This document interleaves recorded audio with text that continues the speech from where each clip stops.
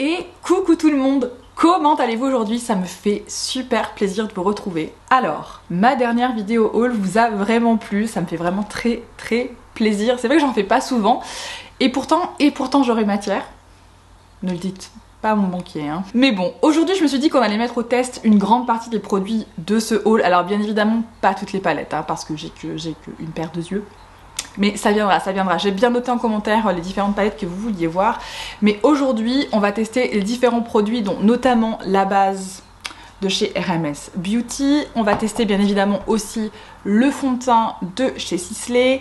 On va tester les deux petits produits, donc le correcteur plus la base paupière de chez Milk Makeup. On va avoir le fameux blush de chez Dior, la poudre de Laura Mercier, d'autres produits bien évidemment qui ne sont pas des tests mais simplement que je vais utiliser pour faire le reste de mon visage pour pas m'arrêter, et on va tester la palette de chez Sigma ainsi que les pinceaux. Alors à propos, donc si vous ne le savez pas mais je vous le dis, je filme mon intro en dernier donc on va remonter le temps ensemble quand on va se préparer, puisque pour la suite on va se retrouver en fait ce matin et pour la fin c'est juste avant cette intro. Vous voyez ou pas le petit mélange? Mais avant qu'on passe à la partie où on se prépare ensemble, je voulais faire une petite note sur la collection Cendrillon de Sigma parce que je vous en parle beaucoup et vous allez voir que pendant ma vidéo je dis que vous pouvez la commander sur le site, mais attention, il y a des frais de douane potentiellement. Je tiens à faire l'erratum tout de suite, donc ne tenez pas compte de moi pendant que je me prépare en disant ouais c'est super, peut-être que je le couperai même au montage, ça, où je dis vous pouvez le commander mais attention aux frais de douane. En fait vous pouvez pas le commander sur le site de Sigma. J'ai eu la question sur Insta aujourd'hui, j'ai eu pas mal d'échanges en commentaire avec vous sur où est-ce que je l'avais acheté. En fait moi je l'ai acheté sur le site de Sigma, mais, et ça c'est un mais énorme, apparemment depuis ils ont restreint la livraison de sa collection aux États-Unis et au Canada. Donc moi je l'ai acheté à sa sortie. Je l'ai commandé sur le site, j'ai pu la faire livrer en France, mais apparemment depuis ils ont restreint. Alors est-ce que c'est dû à un problème de droit d'auteur avec Disney? Enfin vous savez, des fois les grandes marques ont des restrictions quand même de marché. Est-ce que c'est parce que ça va arriver chez des revendeurs de Sigma en Europe, dont notamment Beauty Bay ou Look Fantastic? Je sais pas, à voir. J'espère qu'elle sera mise à disposition. Je suis vraiment désolée du coup d'avoir fait un look avec cette palette, mais si jamais ça peut vous inspirer pour faire un look un peu similaire avec des coloris que vous pourriez déjà avoir, bon voilà, on va dire que ce sera le truc du jour. Et puis peut-être si vous avez réussi à l'attraper comme moi, et bien, ou pour mes fellow canadiens qui regardent et qui sont francophones, voilà, si jamais vous avez attrapé cette palette, voilà, pour vous donner une petite idée de look. Mais voilà, je tiens à faire cette petite correction avant qu'on poursuive, parce que du coup je n'avais pas conscience que Sigma avait fait cette erreur de fermer le marché européen pour cette collection, parce que généralement les collections Disney ça cartonne de partout. Voilà.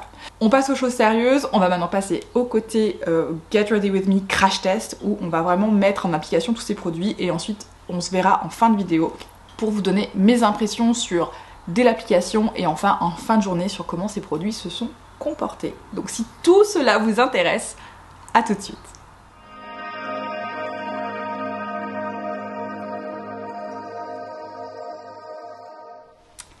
Alors c'est parti pour ce petit Get Ready With Me avec toutes ces nouveautés. J'ai mis mes petites barrettes pour pas avoir mes cheveux dans la figure tout simplement.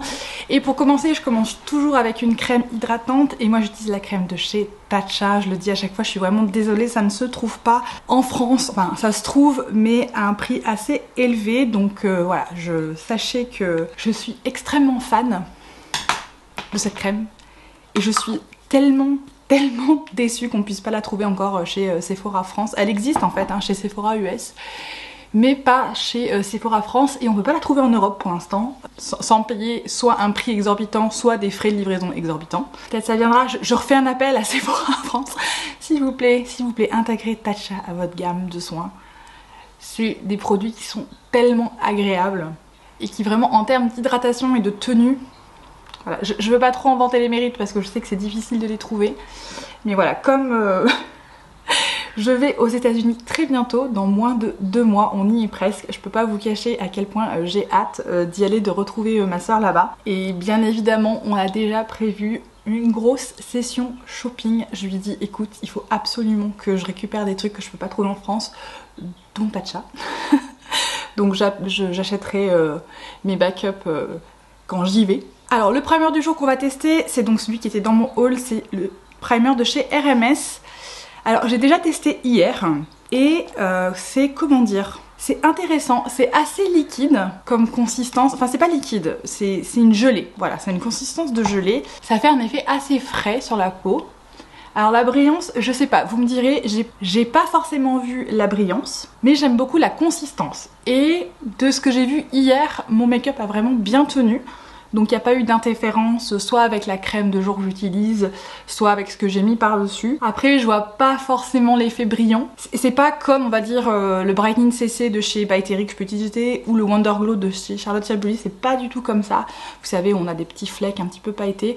C'est vraiment beaucoup plus en forme de gelée un petit peu brillante, et c'est un petit peu... Qu'est-ce qu'on entend? C'est un petit peu collant, ça ressemble vraiment à l'Hydro Grip de Milk Makeup sans le côté très collant. Voilà, c'est entre les deux.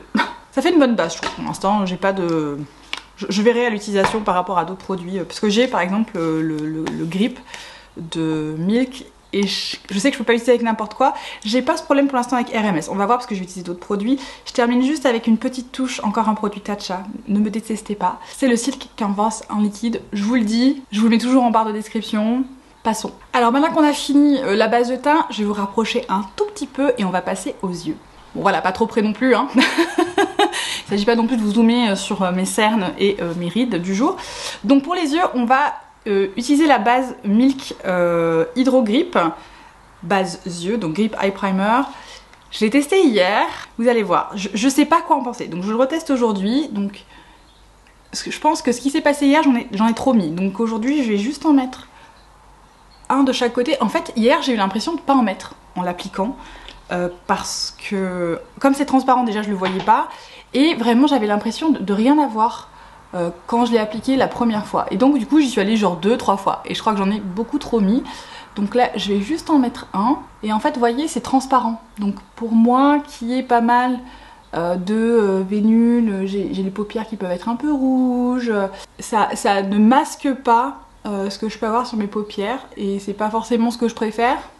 Après en termes de tenue, ça a bien fait tenir les fards. En sachant que hier j'ai pas poudré et aujourd'hui j'ai pas poudré. Donc c'est vraiment une des choses que je ne fais absolument pas. D'habitude je mets une base qui est un petit peu colorée et je poudre. Là je la pose et je ne poudre pas.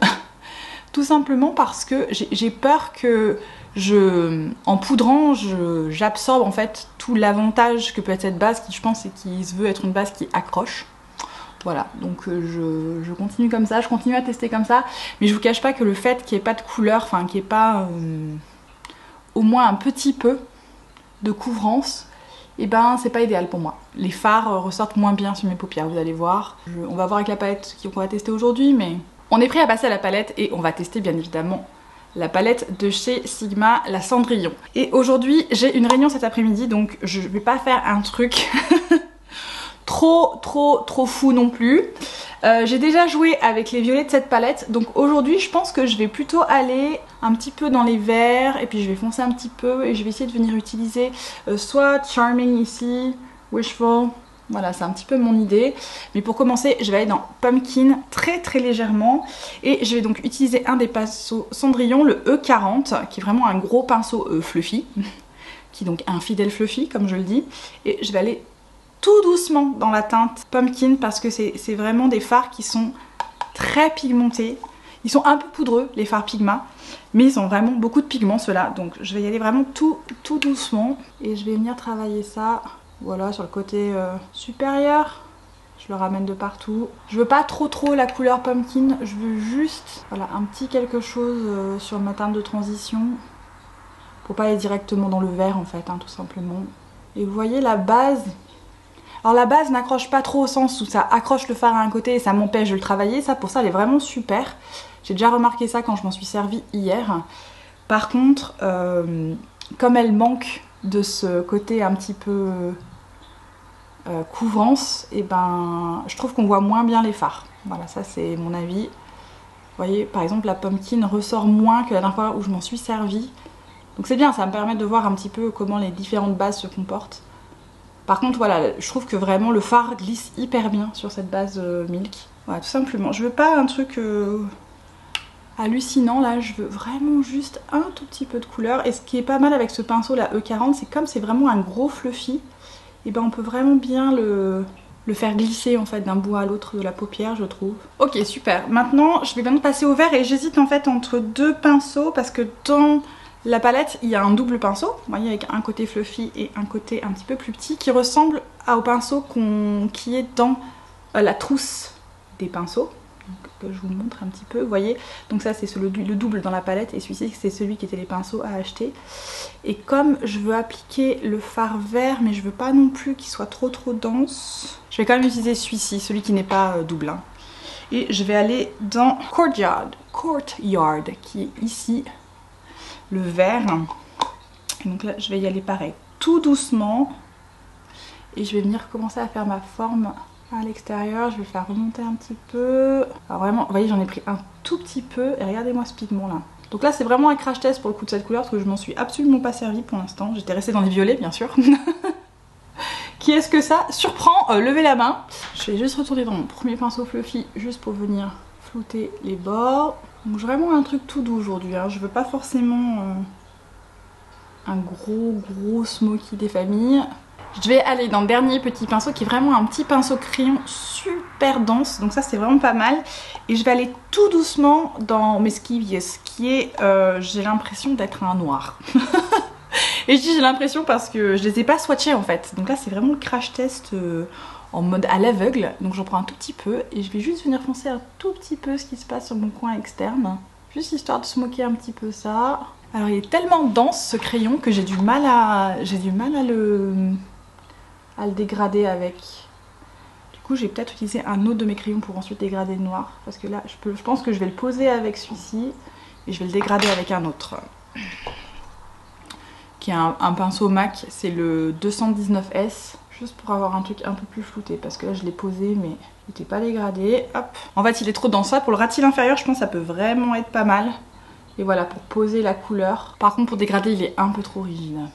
Ok super, on va maintenant passer au métallisé on va dire. Et j'hésitais en fait, j'hésitais à mettre Sweet Nightingale qui est cette teinte un petit peu bleue. Mais je vais plutôt aller dans les dorés aujourd'hui, je vais faire un truc un peu différent. Donc je vais plutôt aller dans Charming pour commencer, avec la tête du prince charmant que je suis en train de d'écrabouiller avec mon doigt, mais ce n'est pas très grave. Et je vais mettre ça sur ma paupière mobile plutôt externe. Je vais faire remonter un tout petit peu par là. Ils sont vraiment super pigmentés, hein. Les métallisés de cette palette, c'est assez incroyable. Et je vais utiliser Wishful, celui-ci, le très clair, et je vais le mettre dans le coin interne. Celui-là, c'est celle qui a la princesse Cendrillon dans sa robe de bal. C'est pas mal du tout, ça. Okay, c'est vraiment très joli. Alors le seul petit regret que j'ai, et je pense que ça n'a rien à voir avec la palette, c'est plutôt dû à la base, c'est que comme cette base est pas blanche en fait, la couleur Wishful est assez claire chez moi, elle est un peu effacée parce que j'ai des paupières peut-être un peu foncées, mais par contre c'est vraiment très joli comme résultat. Je suis assez fan. Les fards vraiment aucune difficulté, la base en soi pas de problème non plus en fait en termes de pour dégrader ou quoi que ce soit. Vraiment j'ai pas eu de soucis, donc pour l'instant cette palette est vraiment au top d'un point de vue qualité. Et je pense qu'il faut noter, j'ai absolument pas de chute, mais genre vraiment j'ai pas de chute. Le seul truc que j'ai, c'est que là sur mon coin interne le métallisé est un petit peu débordé, mais ça c'est parce que c'est la forme de mon œil qui fait ça. Quand je l'applique au doigt ça déborde un petit peu en dessous, mais sinon j'ai absolument pas de chute. Donc ça c'est à noter, c'est un très bon point pour cette palette. Je vais rapidement mettre du mascara parce que c'est pas une étape c'est pas une étape fifou ça, regardez. Donc moi j'utilise toujours mon fidèle Caution de chez Hourglass. Je fais ça et on se retrouve ensuite pour le teint. Du coup le mascara est posé, on va maintenant passer au teint et je vais d'abord commencer par le correcteur de chez NARS. Pareil, c'est un semi-crash test, je l'ai déjà en fait essayé hier. Mais maintenant je vais voir comment il se comporte avec les différents anti-cernes que j'ai à ma disposition, surtout vu le produit teint qu'on va utiliser aujourd'hui. Donc déjà ce que je peux vous dire c'est que c'est beaucoup plus liquide que le Magic Vanish. Je pense qu'il va me falloir un petit temps d'adaptation pour, on va dire, dompter ce produit. Parce que avec cette formulation un petit peu plus liquide, ça fait pas la même chose que le Magic Vanish en fait. C'est-à-dire que ça, alors oui ça corrige, mais comme c'est un liquide et pas une pommade, et ben ça a tendance à changer la manière dont ça se comporte sous mes yeux. Je sais pas comment expliquer ça, donc ça corrige bien, hein. Franchement en termes de correcteur c'est vraiment pas mal. Ça se fond moins à la peau que le Magic Vanish de chez Charlotte Tilbury, qui lui vraiment va venir se fondre et du coup j'ai pas l'impression d'avoir quelque chose sur la peau. Alors que là avec celui-ci, je le sens, mais je vois que j'ai posé quelque chose à cet endroit-là. Voilà, donc ça fait son boulot de correcteur. Donc vous voyez, je le travaille au doigt, hein. Je pense que c'est encore le meilleur moyen de travailler ce correcteur-là. Je le travaille au doigt sur mes cernes. Vraiment, c'est pour mon dessous d'œil en fait, hein, que j'ai besoin de cette petite correction, ce petit, voilà, ce petit correcteur de fatigue. Voilà, parfait. Par contre, vraiment, c'est un bon correcteur, hein. Là-dessus, je suis pas déçue. En termes d'apparence, c'est juste en termes de texture, vous voyez, je suis obligée de faire un peu plus attention au fait qu'il ne file pas comme pourrait filer un anti-cerne, alors que le Magic Pommade, je le pose, je le travaille un peu et je sais qu'il bouge pas. Voilà, ça c'est le seul truc. Mais sinon, par contre, il remplit bien son boulot de correcteur. Donc on va voir comment ça se comporte avec l'anti-cerne que je vais utiliser aujourd'hui, dont je voulais vous parler. Donc j'en profite un petit peu de ce crash test de tous les produits. Et donc pour le fond de teint, on va bien évidemment utiliser le Phyto-Teint Nude de chez Sisley. Donc là par contre, c'est la première fois dont je m'en sers. Donc je vais le check. Il faut toujours un petit peu secouer. Donc vous voyez, c'est en format comme ça, petite pipette là. Donc je vais en mettre sur mon dos de la main et je vais le travailler avec le Flat Kabuki F80, donc qui était dans la collection Cendrillon de chez Sigma. Alors c'est très liquide, regardez, ça coule. Ça ressemble vraiment à une crème CC, ça ressemble un petit peu à ce que peut avoir Pat McGrath, vous savez, le fond de teint Pat McGrath, c'est vraiment cette consistance là. Après à mon avis en termes de couvrance ça doit être moins, je pense. Je pense que c'est moins que la couvrance de chez, que le fond de teint de chez Pat. Surtout que là j'ai un petit peu de rougeur, le froid revient, donc là tout de suite ma peau, poum, réagit. Voilà, on va commencer comme ça, on va prendre le kabuki. J'adore les pinceaux Sigma pour ça. Alors vous voyez, c'est ma peau en un petit peu plus lumineux. L'odeur est hyper agréable. Ah, l'odeur est vraiment très très agréable. Donc il y a un petit parfum, soyez prévenus, il y a un petit parfum. C'est pas sans... Je sais pas si c'est du parfum, mais il y a une odeur qui est pas non plus hallucinamment forte. Alors la couleur du fond de teint est bonne. De N, c'est la bonne teinte. Par contre la couvrance est très très légère, je sais pas si ça se voit, mais on voit encore toutes mes... Vous voyez, on voit pas mal ici, on voit pas mal là. C'est assez lumineux comme fini. Ça, je pense que c'est la base RMS, c'est rigolo, elle ressort là. C'est marrant, non? Je vais essayer de faire un deuxième passage pour voir si j'arrive à avoir un peu plus de couvrance. Donc je refais un passage, hop, je vais en remettre deux ici, je vais en remettre deux là, je vais essayer d'en remettre ici, est-ce que c'est là où j'en avais, on va dire que ça manquait un peu, et sur le front. Donc on va voir si j'arrive à avoir un tout petit peu plus de couvrance ici. Alors j'aime beaucoup le fini, alors je surkiffe le pinceau, hein. Soyons clairs, je vais juste prendre mon éponge, voilà, juste pour faire cette petite étape que je fais toujours, c'est-à-dire que vraiment je vais venir bien intégrer le produit, voilà, je vais essayer de bien le faire pénétrer, hop. Pour aussi peut-être effacer un petit peu les coups de pinceau s'il y en aurait, voilà, c'est pour vraiment avoir un truc un peu plus lisse. Alors j'aime beaucoup le fini de cette eau de teint, c'est très naturel, c'est très léger en termes de sensation, la couleur est franchement bonne. Après c'est vraiment une couvrance légère, donc avec un seul passage c'est votre peau en mieux, avec ce côté un petit peu flouté. Par contre la couvrance est vraiment très légère, et avec un deuxième passage on a une couvrance légère, on n'est même pas à une couvrance moyenne, hein. On voit encore pas mal les petites rougeurs que je peux avoir ici. Alors bon, moi ça va, hein, j'ai pas non plus énormément de boutons, ce genre de choses, mais j'ai quand même des petites rougeurs, hein, et là je les vois. Voilà, faut juste bien prendre en compte, c'est une eau de teint, donc vous aurez pas la couvrance d'un fond de teint. Mais j'aime beaucoup ce côté très bonne mine. Ah, du coup j'ai une petite hésitation sur l'anti-cerne que je voulais utiliser. Je voulais utiliser le anti-cerne de chez Lancôme, le teint Idol Ultra Wear.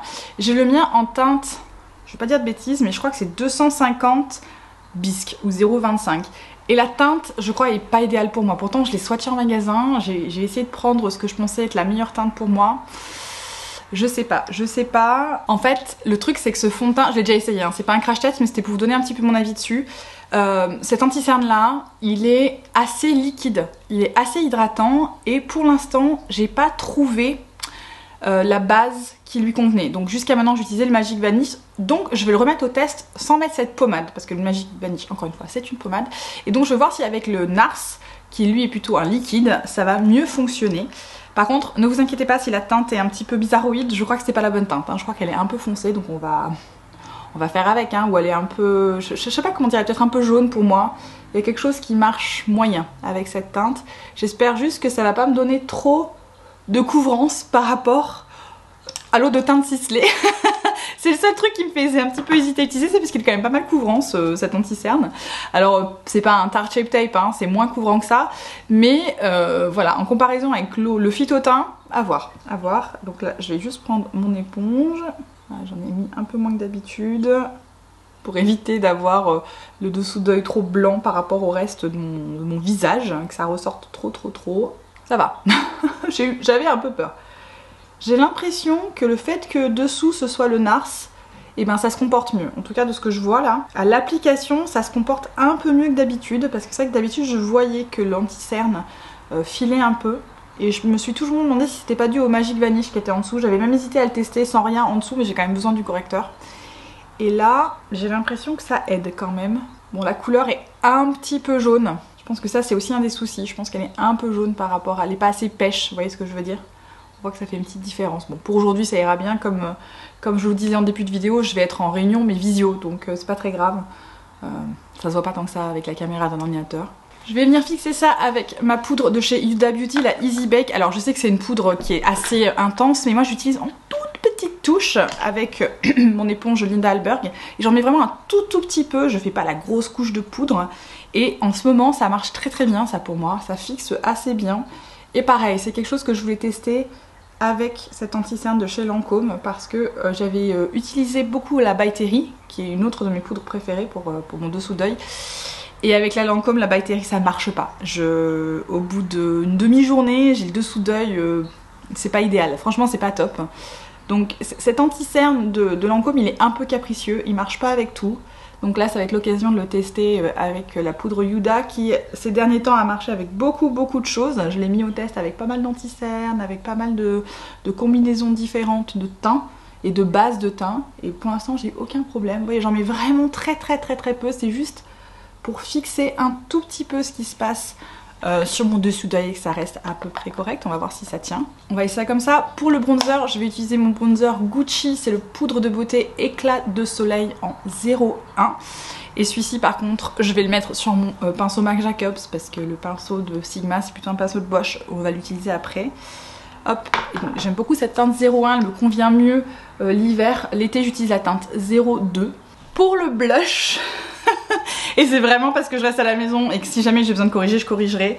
Je vais me servir de le blush Dior dont je vous ai parlé, le fameux Atelier, qui pour rappel est celui-ci, qui est donc chez Sephora.fr maintenant. Je vais utiliser le pinceau Sigma de la collection Cendrillon, qui est en fait un F10, donc Powder Blush, c'est pour la poudre et pour les blushs. On va aller mettre ça. On va voir si ça en prélève pas mal du blush sur ce pinceau là. J'ai peur parce que je vois toutes les paillettes sur ce pinceau. On va voir si c'est... Oh là là, c'est paillettes land. Oh, ok, bon. On va voir si j'arrive à avoir la couleur par contre, parce que c'est très clair. En fait, c'est un highlighter ce blush. Ce serait un topper de blush là, c'est pas du tout un blush. Je vais vous montrer, je vais me rapprocher parce que ça va pas se voir vu que je suis un peu loin. Et là, il y a mon chat qui est juste devant moi, qui fait de la résistance, qui me colle. Tiens, viens faire coucou. Salut Buzz. T'as la grosse bête. Donc je vais me rapprocher, vous allez voir, je vais vous montrer. C'est un topper de blush, on est d'accord. Voire un highlighter rose, parce que là c'est paillettes fest là. J'ai rien contre les paillettes. Attention, j'adore les paillettes. J'aime bien avoir du blush aussi, parce que là j'ai pas l'impression d'avoir du blush, mais j'ai des paillettes. Je suis en train de demander si je vais pas aller chercher un blush quand même. Je reviens. Bon, comme je veux quand même un blush, et que là j'ai que de la paillette, je vais utiliser un blush de chez MAC, de leur collection, vous savez, Glow Play Blush. Je les adore ceux-là, et celui-là c'est la teinte No Shame. J'aime beaucoup cette teinte, elle ira bien, enfin c'est un petit peu la version de Dior mais un peu plus foncé, vous voyez. Mais au moins j'aurai du blush quoi, parce que là j'ai pas de blush, là c'est catastrophique, c'est pas top. Et là je vois que mon pinceau, ce pinceau Sigma n'attrape pas le Glow Play. Alors c'est un blush qui est un peu en forme un peu crème, donc il faut un pinceau un peu dense pour l'attraper. Et là j'ai l'impression que le Sigma pas trop, donc je vais appuyer avec mes mains en même temps pour essayer d'en prendre un petit peu. Ouais voilà, là au moins j'ai du blush. Et j'ai les paillettes de Dior. Donc c'est très iridescent, ça brille beaucoup. C'est pas plus mal que je sorte pas aujourd'hui quoi. C'est là, il y a du soleil, là je vais briller de mille feux. Je crois que c'est hier, pareil, j'avais un highlighter qui était un peu pailleté et mon fils s'est frotté contre moi. Il était couvert de paillettes, il me dit mais t'as des paillettes? Et je lui dis bah oui, pourquoi tu te frottes contre moi? Je suis maquillée. Bon, et comme il faut que je brille des deux côtés, ben je vais mettre de l'atelier de l'autre côté aussi. Hein. Du coup, je suis très blushée aujourd'hui. Hein. Ouh, j'y suis pas les mains mortes, mais bon, c'est comme ça. C'est le propre d'un crash test. On n'a pas forcément le résultat qu'on espère. Du coup, j'ai pris un grand coup de froid. Et je suis tombée dans une flaque de paillettes. Voilà. Alors, juste une petite remarque sur ce pinceau blusher, il est très bien pour les poudres, par contre, il est pas bien pour des pour des blushs comme ça, qui sont des blushs un peu crème, ça prélève pas. J'ai essayé, il a fallu vraiment que j'appuie beaucoup, pas idéal. Donc ça pour les poudres, super, pour les crèmes, c'est non. Du coup, je pense pas que je vais mettre d'highlighter. Je crois que je suis assez pailletée comme ça là pour aujourd'hui. Et il y a une raison pour laquelle aussi je vais pas mettre d'highlighter, c'est parce que je vais utiliser la poudre de chez Laura Mercier. Et pareil, je la crash test dans le sens où je vais vous montrer ce que ça fait. Elle est très pailletée aussi. Je vais vous montrer, je vais vous en mettre sur le dos de ma main et vous allez voir. C'est pas une poudre de finition au sens ça matifie. C'est genre... c'est hyper pailleté quoi. Vous voyez ce que je veux dire? C'est vraiment pas une poudre qui matifie quoi. Ça va extrêmement illuminer. Alors c'est pas des paillettes, vous voyez c'est iridescent, c'est pas pailleté comme peut l'être le blush Dior, mais c'est très iridescent. Donc comme poudre de finition, ça risque d'être too much. Hier j'ai fait l'erreur, c'est à dire que j'ai commencé à en mettre dans le capuchon, parce que moi je fais comme ça, je mets dans le capuchon, j'ai swatché, j'ai fait ouh, ça va pas marcher partout. Je vais tout prendre mon gros pinceau, ça c'est un Morphe Jacqueline Hill, c'est le GH01, c'est celui que j'utilise pour la poudre. Donc je vais le prélever dessus, je vais bien tapoter et je vais juste le poser sur mon front, comme ça. Là ça me dérange pas d'avoir de la lumière. Et puis je vais en remettre un peu et je vais en poser en fait sur le côté un petit peu externe. Juste ici, un petit peu là au centre. En fait c'est comme si je mettais un highlighter sans mettre un highlighter, en gros. Mais vous voyez ça fait une espèce d'iridescence, c'est très joli hein. Faut simplement avoir la main légère. Donc pour une poudre libre, il y en a beaucoup, hein, il y a 30 grammes je crois dans cette poudre de chez Laura Mercier, ce qui est énorme. Vu la dose que je vais utiliser, celle-ci elle va me durer un petit moment, mais j'aime beaucoup le résultat, c'est un petit peu brillant, j'aime bien. Je vais quand même aller dans ma poudre de chez Charlotte Tilbury, celle-ci c'est la Airbrush Flawless Finish, hein, la fameuse, j'ai la mienne en teinte de médium et je vais simplement utiliser ça pour bien fixer le reste de mon visage, pour pas trop que ça bouge. Ça va juste venir bien flouter, vous savez tout ça. Et ça n'enlève rien à la poudre de Laura Mercier. C'est vraiment la poudre Charlotte Tilbury pour ça est vraiment top. Et maintenant je vais reprendre du risque parce que j'aime vivre dangereusement. Je vais revenir dans la palette Sigma pour me faire un petit ras de cils. Ce que je ne fais pas souvent, vous le savez, j'hésite à le faire. Donc là je vais vivre dangereusement, je vais essayer de me faire un petit ras de cils. Et je vais aller tout doucement dans la teinte Courtyard avec le pinceau crayon qui pour ça est vraiment top je trouve. Pareil, j'en prends un tout petit peu et je veux juste me faire un petit ras de cils là. Déjà pour voir si ça va pleurer ou pas, je pourrais vous dire. Ce sera l'occasion de vous dire si les fards Sigma ça fait pleurer ou pas, je ne sais pas. En fait, j'ai tellement eu les yeux qui pleurent par le passé que j'ai plus jamais pris le risque. Donc il y a plein de marques où je ne sais pas si ça fait pleurer mes yeux ou non. Il y a des marques, je le sais, ne serait-ce qu'en l'ayant appliqué en haut et où c'est un petit peu débordé. Donc typiquement, j'ai Freestar Cosmetics, ça m'irrite les yeux quoi. Même sans faire le ras de cils inférieur, juste en passant un peu près, et si j'ai le malheur d'être un peu trop près, mais tout de suite j'ai les yeux qui pleurent, donc ça j'ai arrêté complètement. Et là pour l'instant ça a l'air d'aller. J'aime vraiment beaucoup ce petit pinceau crayon, il est parfait, il est un peu pointu mais il est dense, il est génial pour ça. Ça me permet d'être vraiment précise, et surtout éviter de m'en mettre dans l'œil quoi, parce que c'est ça mon problème. Et je vais prendre la teinte Sweet Nightingale et je vais la mettre à l'intérieur, parce que je peux pas m'en empêcher, il faut que je me serve de cette couleur. Absolument, elle est trop jolie. J'en mets juste un tout petit peu, hein. Je vous ai dit, je veux pas un truc non plus trop smoky parce que je suis en réunion, donc je veux pas un truc folie, mais je peux avoir un peu de couleur là, c'est pas un problème. Disons que les personnes avec qui je suis en réunion, ce sera pas un problème pour aujourd'hui.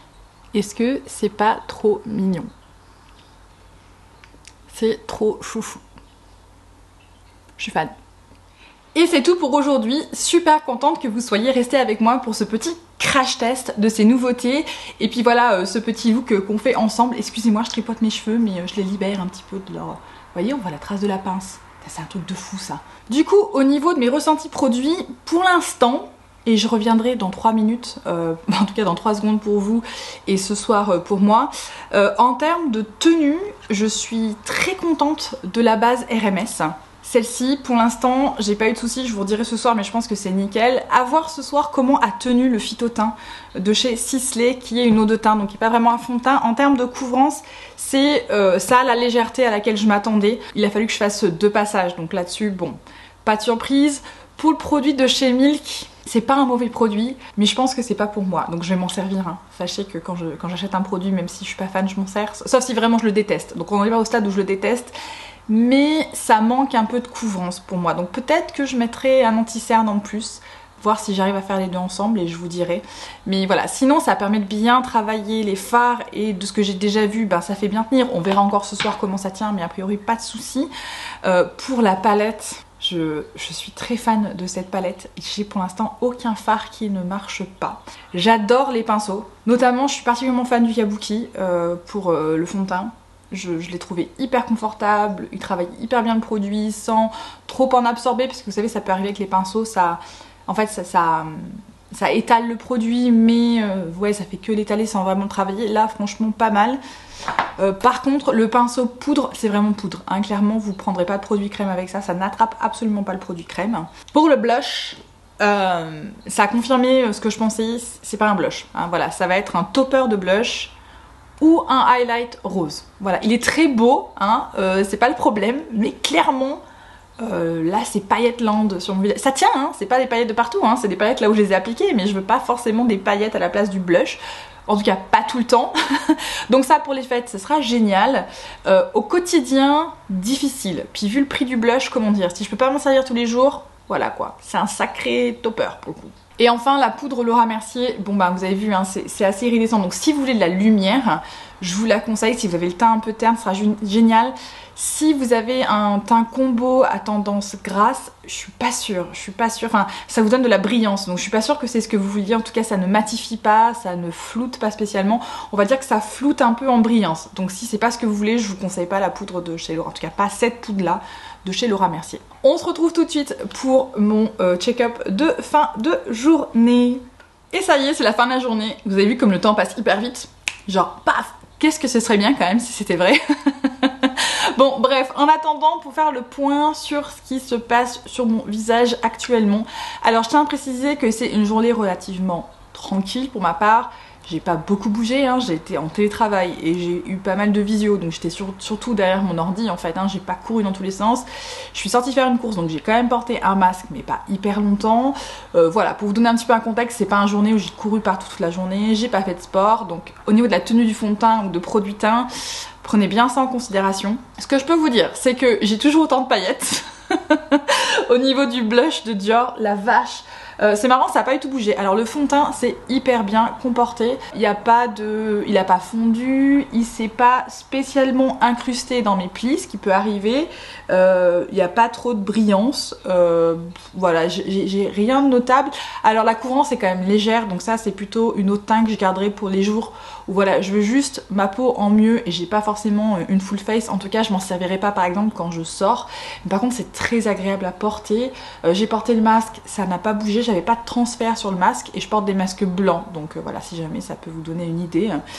Au niveau de mon nez, c'est surtout là où ça bouge le plus chez moi. Il reste pas grand chose, donc c'est pas très grave. Par contre, le reste, ça a pas trop bougé. Au niveau de ce que j'ai avec le produit NARS, j'ai pas mal de... comment dire, ça a un peu filé. Alors, je pense que c'est dû à l'anti-cerne de chez Lancôme. Ça me le fait avec celui-là. J'ai pas encore trouvé la bonne combinaison anti-cerne poudre pour pas que ça file. Je pensais qu'avec la Huda ça suffirait, mais là ça suffit pas. Donc attention, avec l'anti-cerne de Lancôme, il est quand même très liquide. Je pense qu'il se veut être un peu hydratant. Et même moi, qui ai quand même le dessous d'œil assez sec, ça file quand même un petit peu chez moi. Donc je trouve la couvrance bonne. Mais pour l'instant, je suis pas convaincue en termes de tenue. Voilà, je suis désolée pour Lancôme. Mais c'est vrai, c'est pas le meilleur anti-cerne que j'ai. Je préfère largement mon Nars, je préfère largement mon Dior et je préfère même celui de Tom Ford que celui de chez Lancôme. Pour l'instant, il est trop liquide en fait. Il a tendance, voilà, un petit peu à s'égarer dans tous les sillons qui sont sous mon dessous d'œil. Donc si vous avez un dessous d'œil parfaitement lisse, je pense que ce sera parfait. Pour moi, ça ne marche pas. Au niveau des yeux et de l'hydrogrip, alors en fait, je vais vous dire un truc, hier quand je l'ai porté, je suis allée courir et j'ai trouvé qu'à la fin de ma course, en fin de journée, je trouvais que j'avais les paupières un peu brillantes, limite un peu huileuses. Et ça m'arrive jamais. Et je m'étais dit, ça doit être la course, j'ai dû vachement transpirer cette fois-ci, il faisait un peu chaud, donc ça doit être ça. Et là, je me rends compte qu'en fait, j'ai un peu le même effet. Donc mes fards ont tenu, mais il y a une espèce de brillance que j'ai pas habituellement, dont je suis pas forcément hyper fan, et je pense que c'est dû à la base Hydrogrip. En fait, c'est assez marrant, elle est assez... c'est même pas émollient, elle est assez huileuse cette base. Je m'attendais à un truc un peu plus comme l'Hydrogrip Primer, c'est-à-dire qui est très collant. C'est pas du tout ça, c'est beaucoup plus huileux en termes de consistance. Et du coup, je trouve que mes fards ressortent moins que d'habitude. Donc je retesterai ce look avec ma base Tom Ford et je vous dirai en commentaire si ça a mieux tenu avec ma base Tom Ford. Mais là du coup je trouve mon look un petit peu effacé. Alors pas très grave pour aujourd'hui, encore une fois, j'étais en visio donc on s'en fout, enfin on s'en fout, ouais. On s'en moque un petit peu, mais bon. Sinon, c'est ce que je peux dire que mon ratil a super bien tenu et que ça n'a pas pleuré. Ça fait déjà 2 fois. Je suis en train de me demander, vous savez, j'arrête pas de dire je peux pas faire mon ratil parce que ça pleure, ça pleure. Je suis en train de me demander si en fait, il faudrait pas que je revoie ma copie. Dans le sens où il y a des fards dont je suis sûre, je vais pas pouvoir le faire. Mais là, j'ai un doute sur plein de fards. Donc là, je vais faire des tests cette semaine. Je vais me faire des ratils avec plein de palettes différentes. Et je vous ferai un petit check-up un peu plus tard. Pour ce qui est de la poudre, Laura Mercier, elle apporte pas mal de brillance. Donc attention, je sais pas si on voit, mais je brille un peu. C'est la poudre. C'est la poudre qui fait ça. Donc si vous avez déjà de la brillance et que vous en voulez pas, je vous déconseille absolument ce produit. Sinon, moi j'aime bien cette petite iridescence, ça me plaît pas mal. C'est ce que j'obtiens aussi avec la poudre CC de By Terry qui ne font plus.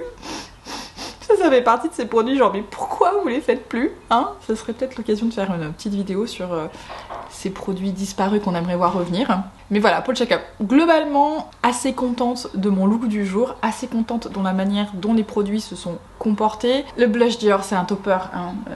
N'en parlons plus. Celui-là, il est beau, hein, mais alors attention, hein, c'est vraiment... c'est pas un blush, voilà. Soyez sans aviser. Si jamais cette vidéo vous a plu, vous savez quoi faire. Laissez-lui un petit pouce. Si ce n'est pas déjà fait, bien évidemment, abonnez-vous. Ça me ferait tellement plaisir que vous soyez avec nous. Je vous souhaite à vous tous et à vous toutes une excellente journée et une très très belle soirée.